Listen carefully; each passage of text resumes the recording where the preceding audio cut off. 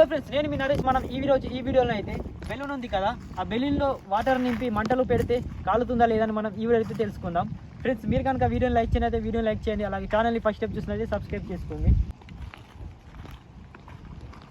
Friends, ఇప్పుడైతే మన ఈ బెలూన్ ఉంది కదా, ఈ బెలూన్లో అయితే వాటర్ అనేది పోద్దాం. పోసిన తర్వాత క్యాండిల్కి పెడదాం.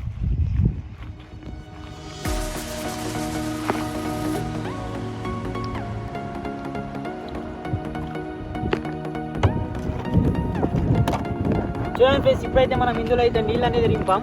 మనం ఇప్పుడు ఈ మంట ఈ క్యాండిల్ వెలిగించి ఆ క్యాండిల్ పైన అయితే పెడదాం. కాలుతుందో లేదా మనం ఇప్పుడైతే చూద్దాం.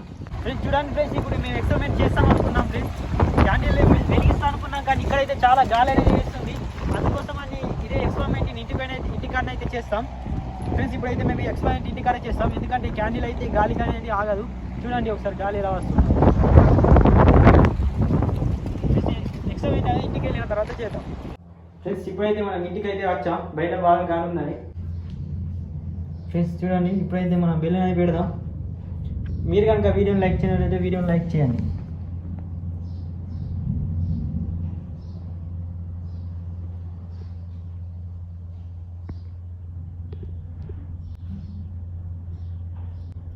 చూసారు కదా ఫ్రెండ్స్, ఇది మాత్రం అస్సలు పరుగుతలేదు.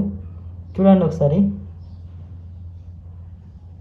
అదే మన నీళ్ళు లేకుండా బెలూన్ పెడితే ఇవరకు పలిగిపోతుంది.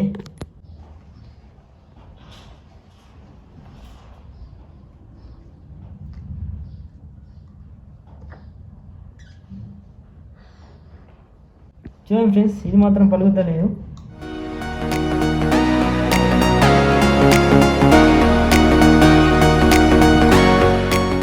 చూసారు కదా, ఈ నీళ్ళు పోసిన బెలూన్ పెడితే మాత్రం అస్సలు పలుకుతలేదు. చూడండి, అది మనం వట్టి బెలూన్ పెడితే మాత్రం, ఇది నార్మల్ బెలూన్, ఇది ఒకసారి పెట్టి చూద్దాం. ఇది పలిగిపోతాయి, ఇందులో నీళ్ళు అనేది పోయలేదు. చూసారు కదా, ఇప్పుడైతే మనం ఆ నార్మల్ బెలూన్ పలుగుతుంది, కానీ ఇది పలుగుతలేదు. ఇది బాగాసేపు అయితే పెట్టి ఉంచుదాం. ఇంకోసారి వెలిగించి.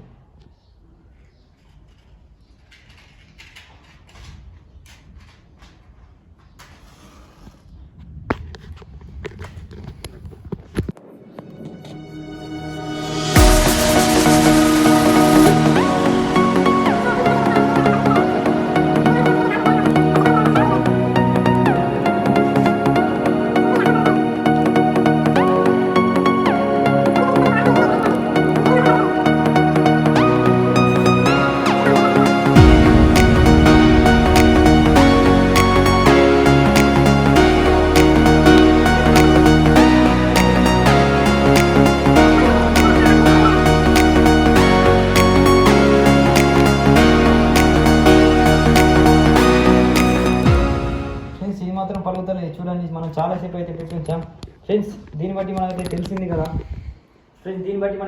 కదా, ఇక బెలూన్ల వాటర్ నింపి అయితే మంట పైన పెడితే అది మాత్రం అస్సలు కాలేదని మనం ఈ వీడియోలో అయితే తెలుసుకున్నాం.